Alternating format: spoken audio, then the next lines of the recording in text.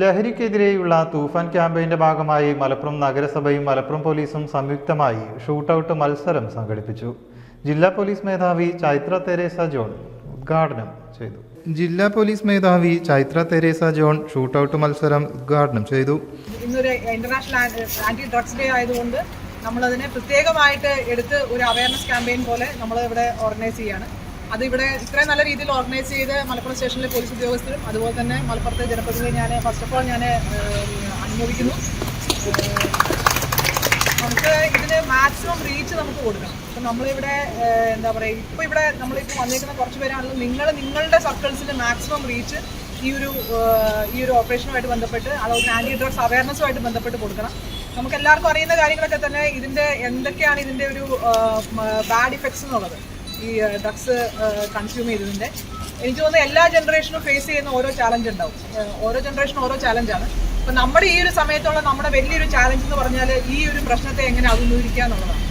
അപ്പോൾ അതിൽ നമുക്ക് ഇത് പോലീസിൻ്റെ സൈഡിൽ മാത്രം ചെയ്യാൻ നടക്കുന്ന കാര്യമില്ല. നമ്മളൊരു എൻഫോഴ്സ്മെൻറ്റ് ഏജൻസിയാണ്.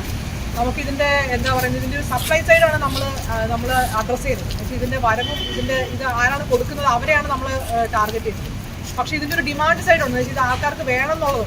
അപ്പം അതിനെ നമുക്ക് പരിഹരിക്കണം എന്നുണ്ടെങ്കിൽ ഈ പറഞ്ഞതുപോലെ എല്ലാവരുടെയും പങ്കാളിത്തം ഉണ്ടെങ്കിൽ നമുക്കിത് പരിഹരിക്കാൻ കഴിയുള്ളൂ. ലഹരി വ്യാപനം തടയാൻ ഏവരും ഒരുമിച്ച് നിൽക്കണമെന്ന് അവർ പറഞ്ഞു. മലപ്പുറം നഗരസഭാ അധ്യക്ഷ വി റിനിഷ അധ്യക്ഷയായി. വൈസ് ചെയർമാൻ ജിതേഷ്, സ്ഥിരം സമിതി അധ്യക്ഷൻ ഹാരിസ് ആമിയാൻ, മലപ്പുറം SHO ഹരീഷ്, SI വിഷ്ണു എന്നിവരും സംസാരിച്ചു.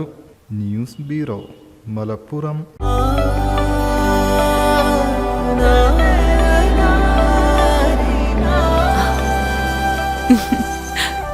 ആചാരങ്ങളും ആഘോഷങ്ങളും പലപ്പോഴും പലതാണ്.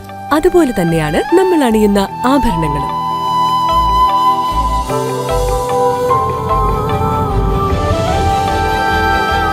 ജീവിതത്തിലെ ഓരോ നിമിഷങ്ങളും അവിസ്മരണീയമാക്കുന്നു Azad gold and diamonds. Azad gold and diamonds, Thazhepalam, Tirur.